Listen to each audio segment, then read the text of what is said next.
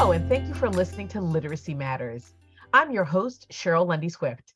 Today I'm here with Leslie Zoroya, Project Director for Reading Language Arts at Los Angeles County of Education.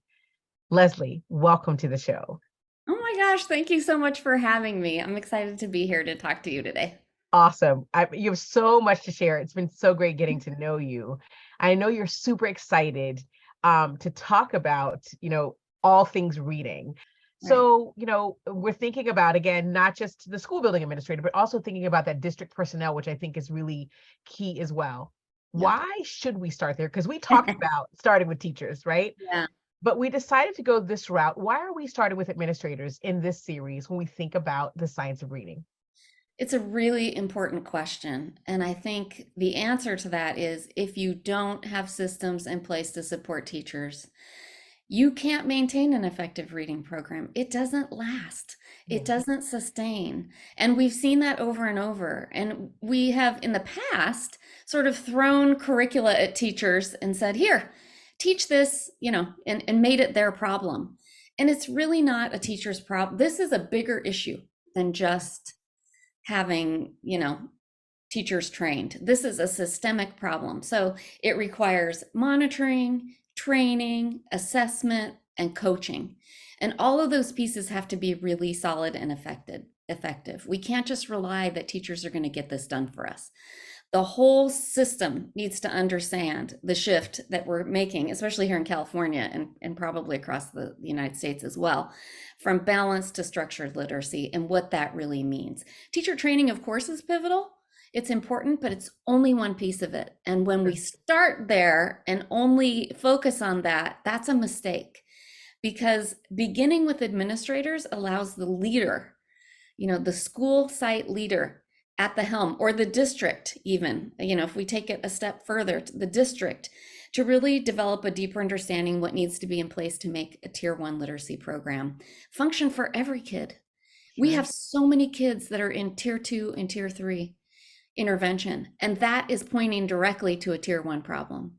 And when it's a tier 1 problem, especially across an entire district, that tells you that there's a problem with the system, right? Yeah. So we've seen years in California, years of stagnant reading scores, and even across the nation. I mean, Emily Hanford's work has really pointed that out to us. It's been 30, 40 years. Yeah. And we've sort of left it up to teachers to figure it out when we really need to be looking at the entire system. It's not teachers' fault that not all kids are reading. It's not because they don't care or they aren't passionate or they don't work like dogs to try to make it happen. It's because the system has not addressed the problem effectively. Sure. So when you think about, I think that's really awesome, information. But when you think about a school district, for example, who is looking at their scores and they see that again they've had they're really stagnant. They're Yep. not making any gains. In fact, maybe even due to COVID, they're lower than they were before Oh COVID. yeah, it's terrible. It's way worse. What can a superintendent, what can an assistant superintendent do to make some change? Yeah. Well, we always say do something. Do something because and we're trying to light the fire. There doesn't seem to be a lot of urgency in the last 30 years. I mean, we know our scores have been stagnant, and yet there has not been a fire around it. No one sounded the fire alarm. First of all, we've all just sort of went, it's just how it is. And, we still get awards for different things at school sites. And even though our scores are not necessarily showing that all our kids are coming out proficient from the work that we're doing. So first of all, I think we need to sound the alarm. We need to create some urgency. And every school and district needs to have a shared language to talk about reading. We need to all understand, meaning the superintendent, the district leaders, the principals, they need to have an understanding about the science of reading research. So because it clarifies for us how a student actually learns to read. What are the processes going on in the human brain? And it's the same for all kids. We all learn to read in the same pathway in the brain. And so having that and making sure that every single layer of staff gets training in that research is really key. And that includes everybody, the administrator, the teachers, the paraprofessionals, and anybody else who works with kids in the classroom regularly, so that we can have this common language to talk about it and to really dig deeply into what does it mean to teach a child to read. And previous to this, the work I've been doing in the last few years, I don't know that I could have answered that honestly. Sure. What does it mean? And I'm a leader. I'm a leader, and I don't know that honestly, before I learned all about the science of reading, that I could have taken a non-reader and taught them to read. Sure. Now I can do that. I could teach someone to read easily. I did Sure. not actually know the ins and outs of how the brain, how you start with sounds, not letters. And I think a lot of teachers don't know that. A lot of administrators don't know that. And this information is so important. So Yeah. that's the first thing, is really creating that shared language. The second thing is assessments. Regular assessment and data analysis is so crucial Yeah. for both placement in programs that we're teaching and for small group instruction. Small group instruction is really where the rubber hits the road with targeted filling skill gaps in students, because students have all different needs. This one's really good in phonemic awareness, and this one's not so good in the alphabetic code. And so they're having trouble with letters, and this one can recognize the letters and that one can't hear the sounds. And so you need to be able to diagnose. You need to have a really good universal screener, first of all, so that the universal will flag. And that's really all a universal is meant to do. It's meant to go, hey, take a look over here. That's it. It's not saying, oh, your kid has dyslexia or, whatever. It's really just to say, this one might have a problem. Take a closer look. It's kind of like when you go to the doctor. Hmm. You do a complete blood panel and then they see what flags come up and then they do further testing. It's the exact same thing in reading instruction. So after you've done the universal, then you do the diagnostic and you look at what are the specific skill gaps that a kid has and how can we address those. And the most efficient way to do that is by grouping kids who have similar needs and then really doing a ton of practice around those skills so that we shore those skills up, especially with those K2 early foundational word recognition skills. Sure. So that's the second thing. So it's, train everybody, and then it's really good assessment policies and procedures in place. The third thing is coaching. Teachers need help. They need they need another person to be eyes and ears in the classroom to help them make this shift from balanced to structured literacy. Our coaches, we have a pilot project we're doing here in LA County. We won a $5 million grant from the state. It's actually a federal Congratulations. grant. Oh, Yeah, the congratulations. CLSC, Comprehensive Literacy State Development Grant. And it's all based on the reading training program we're doing, shifting from balanced to structured literacy. And I will tell you that the coaches have been absolutely crucial to getting this work done with our pilot schools, because they are in there in the trenches, seeing what the teachers see, addressing the needs, really talking through with teachers. What's the difference between how we would do it this way and how the way we're doing it now? And how do you actually do that? What strategies can you use? So coaching is so, so important. The next piece I would say is PLC time, professional learning community time, grade level team meetings, where teachers can meet and talk about how it's going. So, we never have enough time in school anyway, right? Time, I always say Right. time is the enemy of public education, because there's not enough hours in the day. And having either late start, early release, or sometime during the week when grade level teams can get together and can look at their data, talk about their data. How is it going? Look at the curriculum, all the supplementals they're using. How is that going? What's working? What's not working? And be able to learn from and with each other and support each other through this transition. That's been another piece that's been really pivotal for our pilot schools, is they have grade level team meetings each week. And they really hash through some of this. And sometimes it's ugly. Yeah. Sometimes, this work is messy. It's not easy. I don't ever want to say that this is an easy shift. It's not. It takes 3 to 5 years. We're in the 18-month mark with our pilot schools of making this shift in a concerted effort and doing all of this systemic work. And we're doing well. We're making progress, but it's not over. We got a lot of work to do still. So Sure. all these pieces really really kind of fit together in the puzzle of how you create this strong tier 1 literacy program. And I would say the last thing that you really have to have is monitoring. This is where the admin and the coaches and the teachers come in to do walkthroughs to see how is it going. And it's not meant, I know the walkthroughs can be scary, can be one of those things that's off-putting to teachers. Like, people are coming in. But that's not what it's about. We've tried to really make it, where are the needs? Who's really nailing it in the phonemic awareness routines, and how can we leverage their expertise to help other teachers who may be struggling in that area?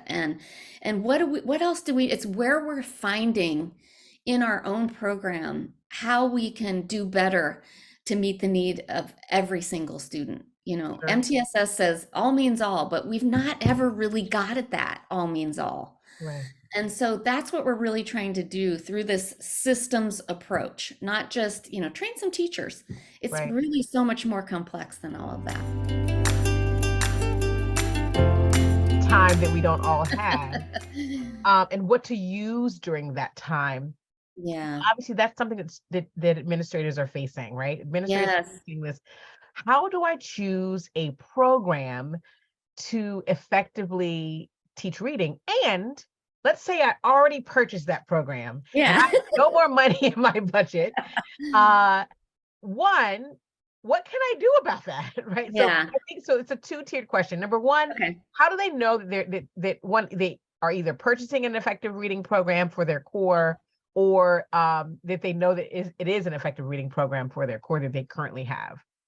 Yeah, this is a big, everybody wants the $64,000 silver bullet, magic curricula.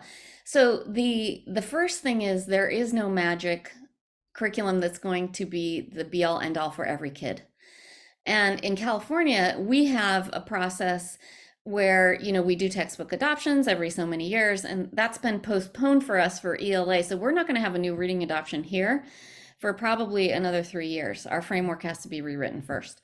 Sure. And so people in our state now have existing curricula, which is state board approved for elementary. There is no state board adoption for high school. For secondary, they have local control over what they select. But for elementary, it goes through a screening process here, and you're encouraged to choose a curriculum from off of a list. You can choose something that's not on a list, but you have to go through kind of a process to do that. So at any rate, most of our schools are dealing with a curriculum that does not follow the science. It's a balanced literacy approach, which is a less systematic. It's not to say it doesn't have foundational skills in it. It does, but it's not super systematic and explicit. It doesn't really, it's hard to kind of follow the sequence of it. And so what we have suggested for those who are in that boat is to supplement, and we'll talk about that in a second. But let's go back for a second to your question about what do you do about choosing a program if you're able to do that. Sure. So a lot of new programs are coming out stamped science of reading. So number one, be careful. Be careful. Just because it's stamped that it's based on the science of reading, I would say do some research. Form a committee. First of all, administrators should not choose the program alone, because the teachers are going to teach it. They got to like it. And we got to stop shoving curriculum down teachers' throats that they don't like. So the first thing is, I would say form a committee, and of people who are interested in looking at the curriculum and who know and who have the science of reading background to really know how to make an informed decision. And then I would look at the research behind several programs, and I would talk to people. I would ask the publisher, tell me some districts who are using it. And then I would go and talk to those people and get, what are the pros and cons of what you're using? Everything's got pros and cons. Nothing is perfect.